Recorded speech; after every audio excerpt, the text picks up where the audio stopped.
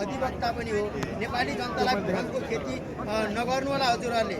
भ्रमको खेती गरेर अहिलेसम्म हजुरहरूले 2046 सालदेखिको अहिलेसम्मको अवधिमा जनतालाई अरमा ल्याएर विकास चाहिनेको चाहिने बाधा विघ्न गरेर अनि यो देशलाई चाहिने गरिबी हरिकङ्गाल चाहिनेमा परिणत गरिदिनु भयो तपाईँहरूले।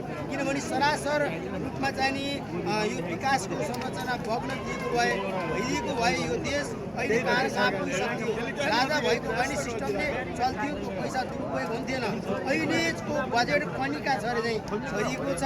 त्यो बजेट कनिका चाहिँ छोरीको कार्यकर्ता पोषिने माध्यम मात्रै बनेको छ। त्यसै कारणले गर्दा जनताले राजा आऊ देश बचाऊ भने राजा आइसकेपछि देश ब्याक हुन्छ भन्नु गलत हो। हेर्नुहोस् बेलायतको इतिहास हेर्नुहोस्, विश्वका 25-30वटा देशमा राजा हुनुहुन्छ। संसारको सबैभन्दा धनी राष्ट्र उनी छन्।